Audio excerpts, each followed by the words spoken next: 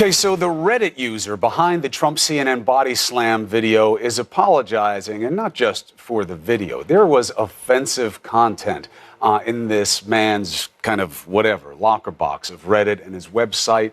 And this comes after CNN was able to identify the user, tried to contact him. So let's discuss the impact of this. We've got CNN politics reporter and editor-at-large Chris Cillizza and CNN media analyst Bill Carter. So there are a lot of issues to unpack here, right? CNN is not identifying this man. Right. Why? Because in part he apologized. He said that this was a mistake. Not this video all by itself. No. What do we know about what this man was doing, and what do you make of the decision of CNN not to say anything? And what he was doing was vile. I mean, an awful lot of this stuff was anti-Semitic, racist. He put up a chart of everybody at CNN that was Jewish. He was obviously not a prankster. People are defending it. Well, this was just a joke. And they're saying it's a teen. Yes, it is not a teen. Right. No, we can confirm it's not a teen. It's not a kid. So, I mean, you can argue that CNN is actually protecting this guy because if you revealed his name, what he did was really vile and nasty, and I think he would be subject CNN to ridicule. No, well, I mean, I think that we're protecting his safety. Yes. That CNN is protecting his safety because... Is that our job?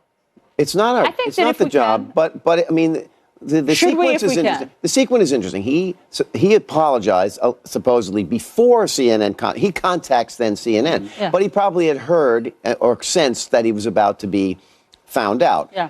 But now, interestingly, his apology, which he then posts, gets removed from Reddit. Why does it get removed from Reddit? Because they don't want this. They don't want people to apologize for this behavior. They want to be able to defend this kind of behavior. I think that that's really notable, Bill, because, I mean, this is what I thought was remarkable, Chris, was that we saw somebody who was a troll apologize, you know? We wish that they wouldn't do it, obviously, to begin with. Right. The racist stuff is repugnant, obviously.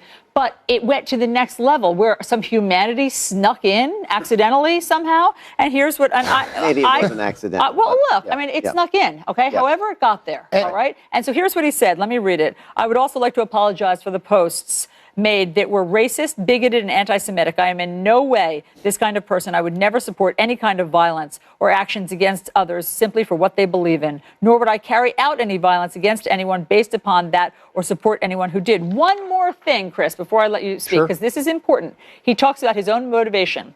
I was trolling and posting things to get a reaction on Reddit, and I never meant any of the hateful things I said in those posts.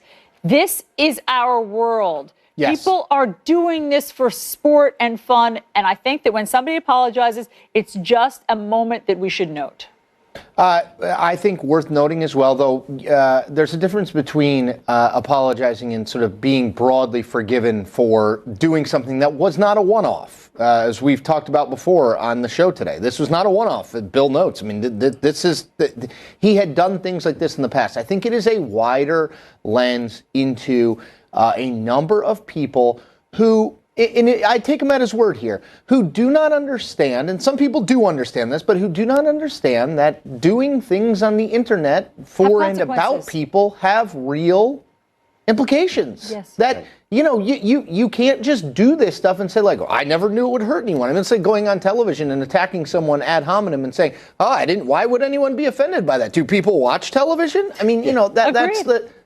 It doesn't take away from, yes, I think you make the right point, Allison, which is apologizing for this kind of content is better than not apologizing for this kind of content. It's a little but at the same time, there is when you're exposed, and there's a lot of stuff on this person's site. You're not a bigot by accident, but, you know, whatever. You want to be big-hearted about it, that's fine. And CNN's not exposing his identity. The president, though, winds up being the main story here, though, right? Because there are a lot of haters and hateful people and ugly people in our world, unfortunately. When you take what they are and use it as president of the United States. Now the White House is saying they didn't get it from Reddit. Right. Well, then what does that Chris, mean? Just very quickly, just very quickly on that, I do think it is notable that the White House has said nothing about where he got it, how he found it, but what they have said is he didn't get it from Reddit. Well, they're trying to distance themselves from this guy for this very reason, because he is a bigot, and he did come across this way, and he was anti-Semitic. Well, should they have to say where they got it? Because I feel like what we're doing right now is they're not telling the truth.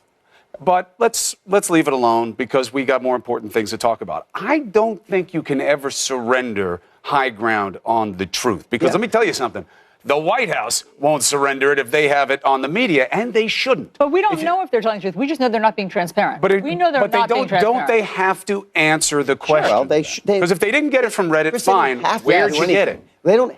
Clearly, they proved they don't have to do anything. They shut things down all the time when they don't want to talk. So they don't have to do it. It does sort of, it is a commentary on their approach. Yeah, I would argue they do have to do it. But who's going to force them, Chris? They're going to say no. Chris, they don't. Public sentiment, right. They don't. The media, right. They don't stay on it. To do it. They don't have to do it. Should they do it? Yes. Of course they should do it. And I'm taking it a different way, which is I'm not talking about legally. I'm talking about the right thing to do for the American people. What are we dealing with right now? We're dealing with a crisis of confidence. We're dealing with the politicization of truth. That only that is true if I agree with it already. Yes. That needs to stop. Everybody says it does, except most people are lying when they say that. They really don't want it to stop. It plays to their advantage. But I think they do have to address this. In a world of principle, if you didn't get it from Reddit, then you have to tell us where you got it. Right. But in the world of principle, they do. But if you just throw that out the window, which they've done repeatedly on a number of topics, they prove they don't have to do it because they're not being forced to do it. Their base doesn't care for them to do it. In fact, they'd be upset in a way if they did it. It would look like a concession to the media, That's right. which they don't want to ever do. Here's the guy who did it, okay, the Reddit guy who did it. Here's what he's saying that we haven't heard from the White House. This is just, again, a strikingly different tone.